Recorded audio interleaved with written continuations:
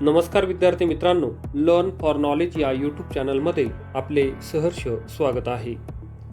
आज आपण इयत्ता 8वीची मराठी विषयाची जी नवी कविता आहे विद्या प्रशंसा या कवितेचा संपूर्ण स्वाध्याय अभ्यासणार आहोत.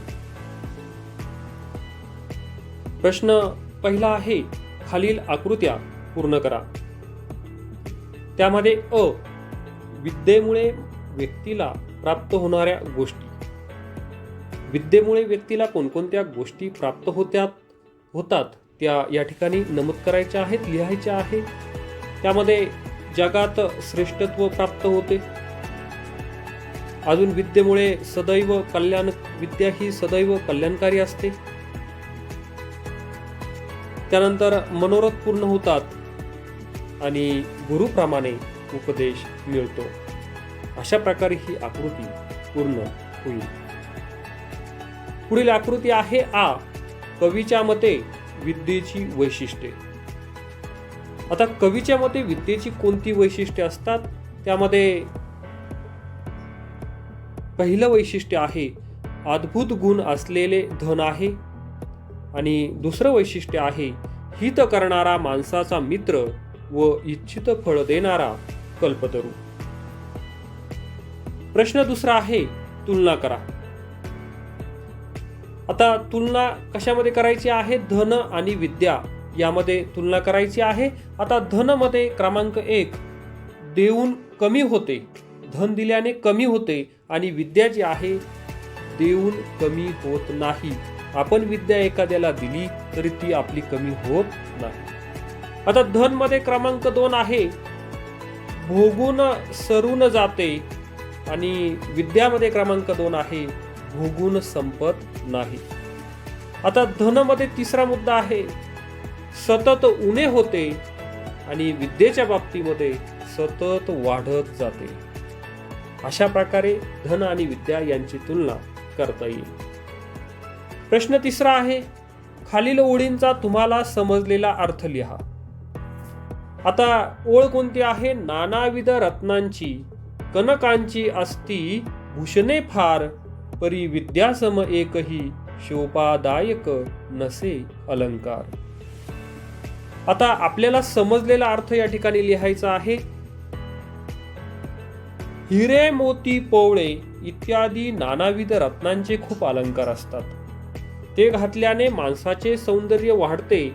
पण विद्या या अलंकारामुळे वाढणारे सौंदर्य इतके मोठे असते की विद्येसारखा दुसरा एकही अलंकार नसतो.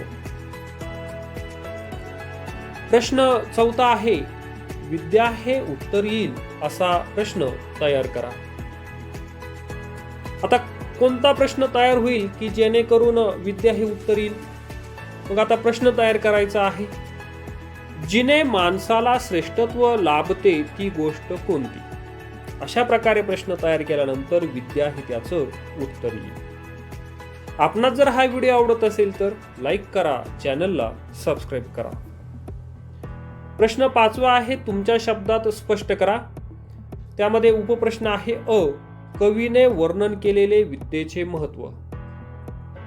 आता याचं उत्तर आहे, विद्या प्रशंसा या कवितेत कवीने विद्या गुरु सारखी उपदेश करते असे म्हटले आहे. विद्या ही संकटाच्या काळात उपाय सुचवते, आपले मनोरथ कल्पवृक्षाप्रमाणे पूर्ण करते, सर्व प्रकारचे सुख देते, सर्व दुःखांचे निवारण करते. हे कवीने वर्णन केलेले विद्येचे महत्व आहे. पुढील उपप्रश्न आहे, तुमच्या शब्दात स्पष्ट करायचा आहे. आ, त्या विद्या देवी ते अनन्य भावे सदा भजा भारी या ओळीचा सरळ अर्थ. आता या ओळीचा सरळ अर्थ काय होईल बघा. विद्या ही माणसाला प्रतिष्ठा व श्रेष्ठत्व प्राप्त करून देणारी देवी आहे. सदैव सुखकारक असलेल्या विद्यादेवीची पूजा व आराधना मनोभावे करावी. नेहमी विद्यादेवीला हृदयापासून भजावे असा उपदेश कवींनी जनांना या ओळीत केला आहे. आता खेळूया शब्दांशी. त्यामध्ये अ, खालील शब्दांना कवितेतील शब्द शोधा. खाली जे शब्द आहेत या शब्दांना कवितेत आलेले शब्द शोधायचे आहेत. पहिला शब्द आहे मोठेपण. या शब्दासाठी कवितेत आलेला शब्द आहे श्रेष्ठत्व. दुसरा शब्द आहे नेहमी, यासाठी कवितेत शब्द आलेला आहे सदैव. तिसरा शब्द आहे अलंकार, या शब्दासाठी शब्द आलेला आहे भूषणे. चौथा शब्द आहे मनातील इच्छा, यासाठी कवितेमध्ये शब्द आलेला आहे मनोरथ. आता या ठिकाणी नेहमी जो शब्द आहे यासाठी 3 शब्द आलेले आहेत. सदैव आलेला आहे, सदा आलेला आहे आणि नित्य हा सुद्धा आलेला आहे. त्यानंतर पुढील खेळूया शब्दांशी मध्ये आ. खालील शब्दांचे प्रत्येकी 5 समानार्थी शब्द लिहा. आता 5 समानार्थी शब्द लिहायचे आहेत. मित्र याचे 5 समानार्थी शब्द आहेत सखा, मित्र, दोस्त, सवंगडी, सोबती. त्यानंतर पुढील शब्द आहे सोने. सोन्याचे समानार्थी शब्द सुवर्ण, कनक, हेम आणि कांचन. आपणास जर हा व्हिडिओ आवडला असेल तर लाईक करा, कॉमेंट करा आणि चॅनल जर सबस्क्राईब केलेलं नसेल तर चॅनलला सबस्क्राईब करा. धन्यवाद. Thank you very much.